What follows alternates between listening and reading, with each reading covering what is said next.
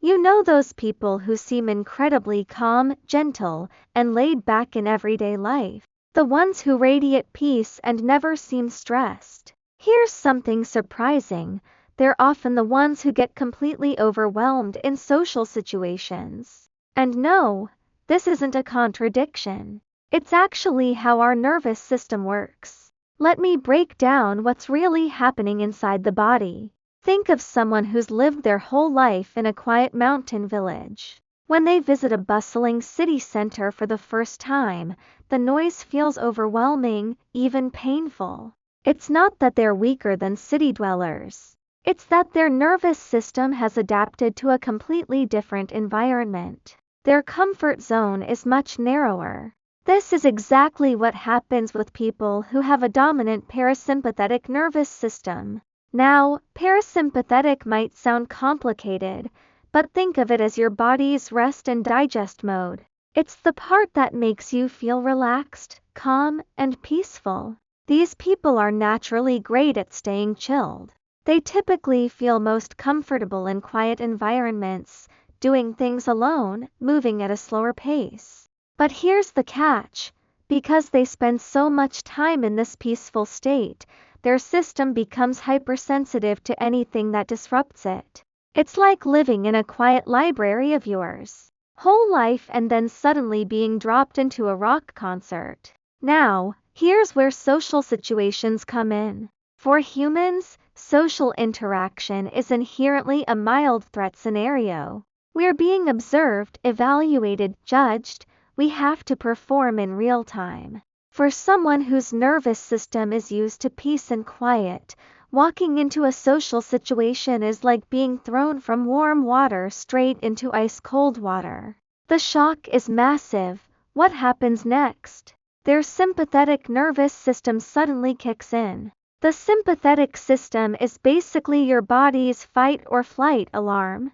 It's what makes your heart race when you are in danger. For these calm people, it explosively activates in social settings. Suddenly, their heart is pounding, their palms are sweating, their mind goes blank, and all they want to do is escape. They might stumble over their words or feel frozen. This isn't really social anxiety in the traditional sense. It's what scientists call a contrast effect, which just means the gap between their normal calm state and the social stimulation is so huge that their bodies overreacts. But there's another layer to this. People who appear gentle and calm on the surface often have something else going on. Intense self-monitoring. That means they are constantly watching and judging their own behavior.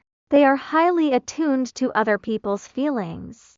They don't want to cause trouble or make anyone uncomfortable. They hold themselves to high standards. In solitude, these traits make them seem considerate and stable. But in social situations, these same traits become a trap. Their mind fills with questions. Did I just say something wrong? Do I seem weird? Does this person dislike me? This constant internal checking actually triggers that fight or flight response even more. That's why the kindest, most sensitive, most considerate people often experience the most social pressure. Here's a useful way to picture it. Imagine the parasympathetic system, your relaxation mode, is like a muscle you use all the time, but social situations require a different muscle, your alertness and tension system, that you rarely use. Someone who never exercises their tension muscles will cramp up the moment they try to use it. You'll notice this pattern everywhere. The people who panic the most in social situations are often the quietest in everyday life. The people who seem most reactive are usually the most stable normally. It's not random. It's your nervous system doing a kind of recoil, like a rubber band that's been stretched too far in the opposite direction. People with a strong relaxation response aren't used to being observed. They're not accustomed to having all their attention focused outward or being the center of attention. Their sense of safety comes from internal focus and solitude. But social interaction requires the exact opposite. attention pulled outward, exposing yourself, getting immediate feedback, risking judgment. These are precisely their weak points. So yes, social situations flood them with intense stimulation, and their alarm system goes off in response. Here's the summary. The calmer someone is in everyday life, the more likely they'll feel overwhelmed in social situations, because their nervous system has adapted to low-key environments. When they suddenly enter high-energy social scenarios, the contrast is so sharp, it triggers an intense alarm response. So what can actually be done about this? This is where something called desensitization comes in, but probably not in the way you think. Desensitization is basically training your body to handle something that used to overwhelm you. Real desensitization isn't about learning not to feel nervous. It's about learning to keep your relaxation system active even while you're nervous. That's what actually changes your body's automatic reactions. Social anxiety isn't really a psychological problem. It's a nervous system problem, meaning it's physical, not just mental. When you're in a social situation and your body goes haywire with a racing heart, blank mind, cold hands and feet, tight throat, that's not happening because you're too sensitive. It's because of the alarm system is overpowering your relaxation system. These are automatic reactions like flinching when something flies at your face. You can't logic your way out of them. True desensitization is like strength training. Social stimulation is the weight you're lifting. Your ability to stay calm is your muscle strength. You're not trying to become someone who doesn't need to lift weights. You're trying to make sure that when you do lifts, your muscles don't cramp, your breathing stays controlled, your heart rate is manageable, and your body remains flexible. In other words, you're learning to face stimulation without being completely taken over by that alarm response. When you can maintain some level of calm even during social stimulation, something remarkable happens. Your chest doesn't tighten up. Your breathing doesn't spiral out of control. Your mind doesn't go completely blank. Your heart rate rises but doesn't explode. You can speak with a steady voice. Your eyes can focus. Your behavior becomes more natural. You might even start enjoying human connections. You are still nervous, but the nervousness can't control you anymore. That's what real desensitization looks like. And here's the critical part. This training must happen while your alarm system is already going off. You have to practice staying calm when you're actually nervous, not when you're already relaxed. It's like learning to swim. You don't practice breathing techniques on dry land and expect that to work in the water. You have to practice breathing while you're actually in the water. This is why most social anxiety training fails. People meditate at home, do breathing exercises in their bedrooms, practice relaxation techniques alone. These are helpful, but they don't transfer to social scenarios because the context is completely different. Real desensitization requires combining relaxation practices with actual social stimulation at the same time. That's what rewires the nervous system's automatic response patterns. Professionals have fancy terms for this, like conditioned parasympathetic activation in social contexts, BOO.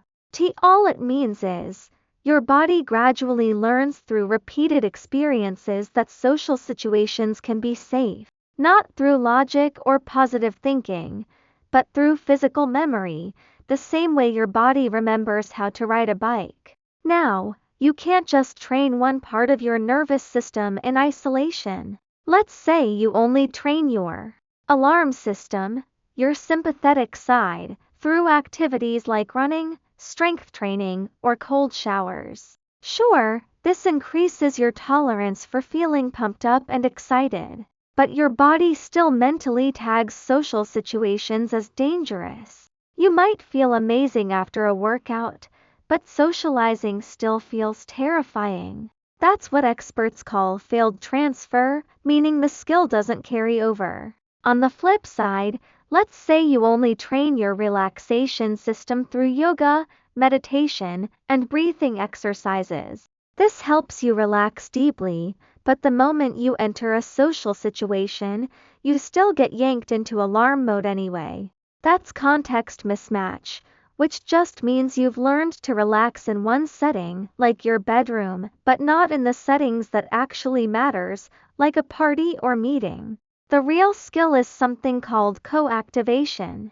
That's a technical term that simply means allowing both your alarm system and your relaxation system to work at the same time.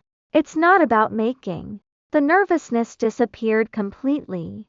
It's about being nervous without falling apart. Having a fast heartbeat while still thinking clearly. Feeling pressure without your body completely locking up. Experiencing social stimulation without drowning in it. That's where actual social ease comes from. So what should you actually do? First, train your alarm system to increase your tolerance for feelings activated. Do high-intensity interval training, which is just short bursts of intense exercise, running, cold showers, fast-paced dancing, or strength training. This helps your body stop automatically interpreting a rapid heartbeat, heavy breathing, and sweating as signs of danger. Your body learns, oh, I can feel this way and be totally fine. Second, train your relaxation system to strengthen your ability to calm down quickly. Do yoga, meditation, deep breathing, get massages, practice neck relaxation, or try vagal nerve stimulation.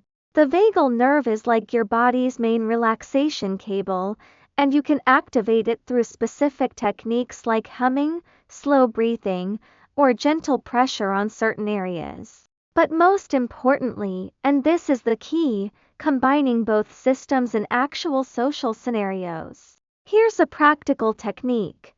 Before you go into a social situation, do 30 seconds of rapid breathing or run up and down stairs for 10 seconds to get your heart racing. Then immediately do 10 seconds of slow, deep breathing or a quick vagal nerve technique. Then walk into the social situation.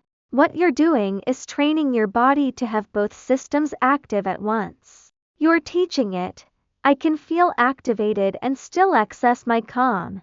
Psychologists call this context-based autonomic integration, but really it just means practicing balance in the actual situation where you need it. During the social interaction itself, use what I call micro-calm actions. These are tiny, invisible things you can do. Slow belly breathing where you breathe deep into your abdomen, gently pressing your thumb with your other fingers, subtly relaxing your neck and shoulders, pressing your feet into the ground to feel stable, or blinking a bit slower than usual. These movements are so subtle no one will notice, but they are powerful signals to your nervous system. The complete formula looks like this. Train your alarm system so you can tolerate feeling nervous, train your relaxation system so you can quickly return to balance, and practice using both together in real social situations. That's genuine desensitization. Some therapy programs use clever techniques like having people run upstairs or spin in circles to artificially create the exact physical sensations of social anxiety, racing heart, shallow breathing, chest tightness, flushed face, tingling limbs, mild dizziness, sweating. This approach is called interoceptive exposure. Interoceptive just means paying attention to sensations inside your body, and exposure means deliberately facing what you're afraid of. Here's the insight. People with social anxiety aren't actually afraid of other people or social situations themselves. They are afraid of these uncomfortable body sensations. They worry that a fast heartbeat means they're losing control, that rapid breathing makes them look strange, that a flushed face reveals their nervousness to everyone. By deliberately creating these sensations through physical exercise in a controlled way, people learn something crucial. These feelings themselves are actually safe. They won't kill you. They don't mean you're losing control. You can feel your heart racing and be completely okay. That's sympathetic desensitization, which means training your alarm system to not freak out. But here's the vital part. You absolutely can't stop there. If you only activate your alarm system without also engaging your relaxation system, your body stays in a semi-tense state all day long. Your sleep becomes lighter and less refreshing. Your baseline anxiety rises. You get irritable more easily. You feel exhausted. And worst of all, your body mistakenly starts to think that this heightened state is the new normal, like resetting your body's thermostat to a higher temperature. That's why the training must include a second phase, after you've activated your alarm system with the exercise. You deliberately practice meditation or relaxation techniques to engage your relaxation system. This isn't just about calming down and feeling nice. It's about teaching your body the single most important lesson for overcoming social anxiety. Excitement and nervousness can safely come back down. You can move from tension back to balance. Tension doesn't equal danger. Tension is temporary and manageable. Once your body truly learns through repeated experiences that you can always return from nervousness, you stop being afraid of nervousness itself. And that's the secret. Social anxiety is fundamentally about fearing your own body's nervous sensations. When that fear dissolves because your body has proven to itself over and over that it can handle these sensations and come back down, social situations transform completely. You're not trying to become a different person or never feel nervous again. You're just training your body to know it can handle the ride.